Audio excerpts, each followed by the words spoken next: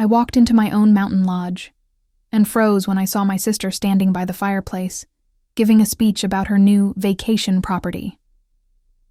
Before we go further, make sure to like, share, and subscribe, because what happened next will make you question what family really means. She smiled at the guests, her hand proudly resting on the mahogany railing I had restored with my own money. "Welcome to my Christmas lodge," she said, her voice dripping with fake warmth. The crowd clapped, wine glasses clinking. No one noticed me standing in the doorway, holding the snow off my jacket and trying not to scream. "My name's Tiffany. I bought this lodge last year, quietly, after years of working double shifts, saving every cent while my family laughed at me. They called me the Mountain Maid, said no man would ever want someone who cleaned cabins for a living. Now, my sister, Olivia, was standing there in my dream home, acting like the Queen of Aspen. I stepped inside, boots echoing on the wooden floor. The air smelled like cinnamon and betrayal. My mother spotted me first, her smile stiffening. "Oh, Tiffany, you came," she said, her tone as cold as the snow outside. "Of course," I said quietly, eyes locked on Olivia. "Wouldn't miss Christmas in my lodge." The room went silent. Olivia laughed nervously. "Your lodge?" she repeated, fake innocence in her eyes.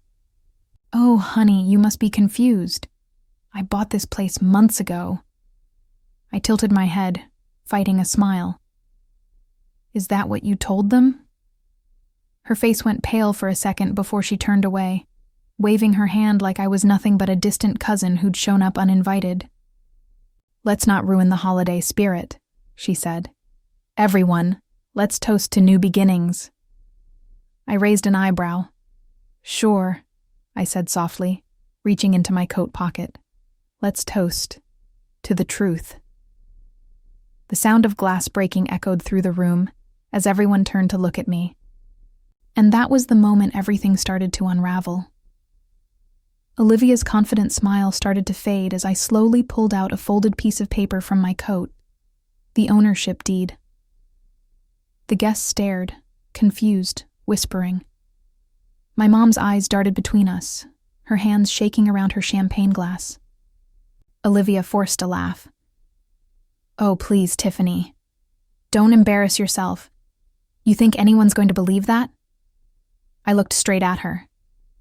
"They don't have to believe it. They just have to read it." Her husband, Jason, stepped forward, his tone sharp. "This is ridiculous. Olivia told us she paid for everything.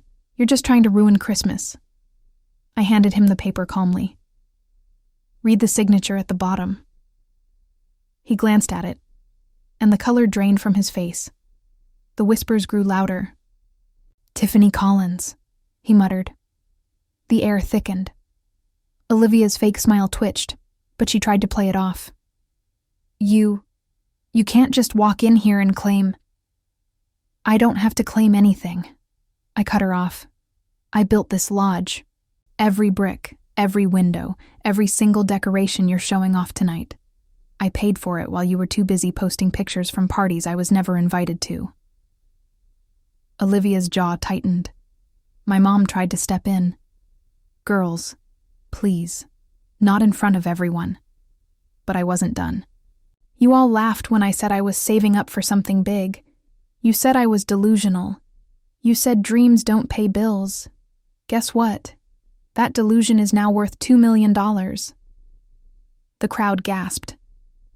One of Olivia's friends whispered, "Wait, she owns this place?" Olivia's hands trembled, but she forced another smile. "Even if that's true, Tiffany, you didn't deserve it. You just got lucky." I looked around the room, my voice calm but cutting. "Luck didn't wake up at 5 a.m. to clean cabins while you slept till noon. Luck didn't eat instant noodles for 5 years. I earned every inch of this lodge." The room was silent, except for the crackle of the fireplace. For the first time, Olivia looked small, cornered. Then she smiled again, a dangerous glint in her eyes. "You think this is over? You have no idea what I found upstairs. The crowd gasped. My heart skipped a beat. What do you mean? I asked. She smirked. Oh, Tiffany, you really should have locked your office. My blood ran cold. Upstairs? My office? The only place in this whole lodge that no one, absolutely no one, was supposed to enter. The guests turned toward me, confused. Olivia smiled sweetly, but her eyes were full of poison. Oh, don't look so shocked, she said. I was just curious. You left your computer unlocked. My heart thudded. She didn't. She couldn't have. I didn't know my little sister was running such an interesting side business, she continued, her voice loud enough for everyone to hear. Looks like someone's been making a lot of money. Secretly. The crowd started whispering again. Someone gasped. What's she talking about? I clenched my fists. Olivia, whatever you think you saw. Oh, I saw enough, she interrupted, pulling out her phone. Should I show everyone the emails, the contracts? You really thought you could hide millions from us? The room buzzed with murmurs. My mom looked stunned. Tiffany, millions. I stared at Olivia, my pulse pounding. She thought she had me cornered. She thought she'd expose me before I could expose her lies. But she didn't know one thing. Those contracts she found weren't a secret business. They were my investment papers. Documents that not only proved my income, but also showed who funded her fake fashion startup. I took a step forward, my voice steady. You went through my things to find dirt on me? She smirked. Just leveling the playing field, sis. You embarrassed me in front of everyone. It's only fair they know the kind of person you really are.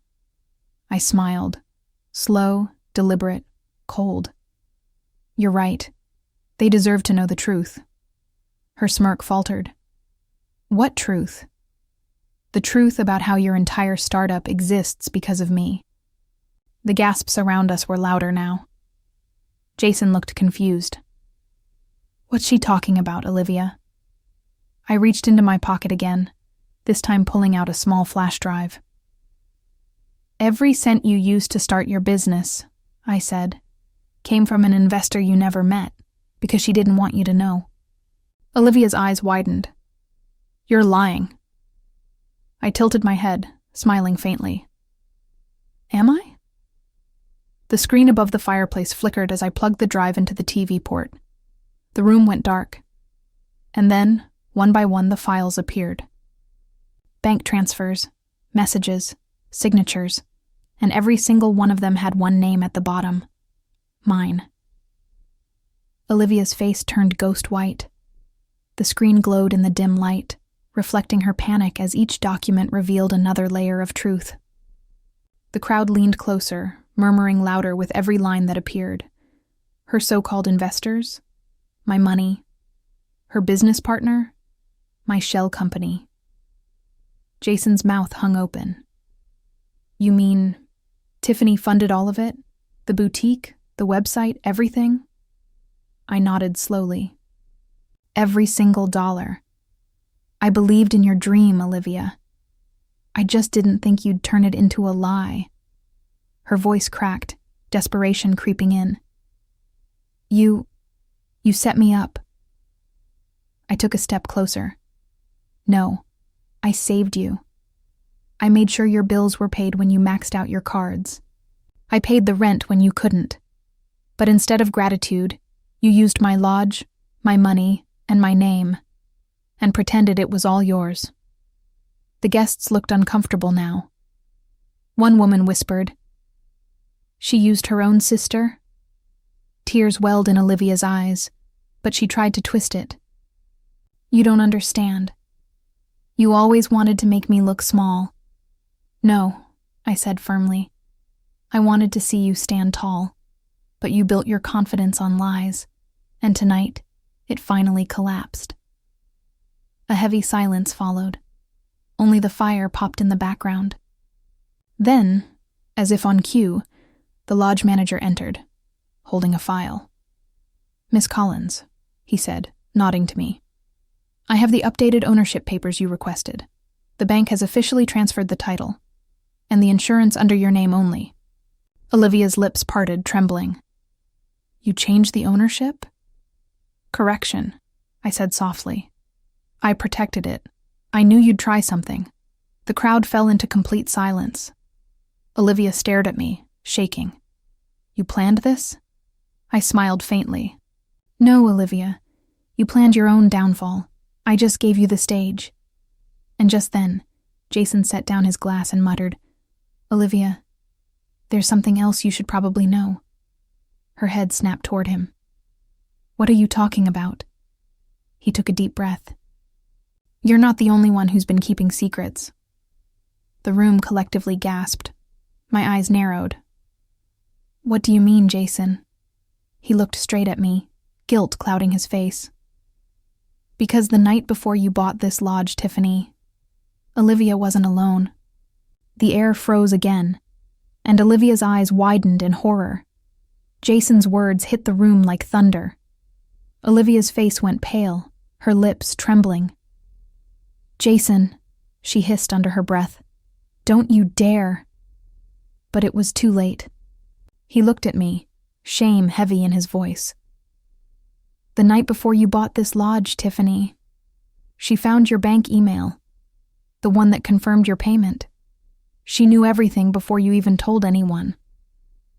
The crowd gasped again. I could barely breathe. You're saying he nodded.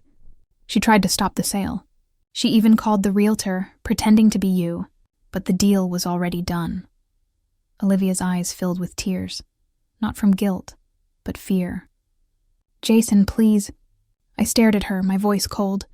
You tried to steal this place even before I owned it. Her silence was louder than any confession. For a moment, all I could hear was the crackling of the fire and the faint murmur of disbelief around us. Then I stepped closer, my heels clicking on the wooden floor. You wanted to humiliate me tonight, Olivia. You wanted to show everyone that I was still beneath you, but all you've done is prove why I had to rise without you. Her tears finally broke. Tiffany, I just wanted people to see me the way they see you. I sighed. Then maybe you should have acted like someone worth seeing. The guests began to leave quietly, awkwardly. Jason set his glass down and walked toward the door without another word. My mom stood still for a long moment before whispering, Tiffany, I'm sorry. I turned to her and nodded slightly. So am I. When the last person left, I stood alone in the silent glow of the Christmas lights. The snow outside shimmered against the window, soft and pure, so unlike the chaos that had filled the room moments ago. I looked around at the lodge, my lodge, the place I built out of pain, sacrifice, and every insult I ever swallowed. It wasn't just wood and walls anymore. It was proof that silence doesn't mean weakness. It means preparation. As I picked up the fallen champagne glass and set it back on the table, I whispered to myself, Merry Christmas, Tiffany. You earned it. And outside, as the wind howled through the mountains, I swore I could almost hear Karma laughing with me.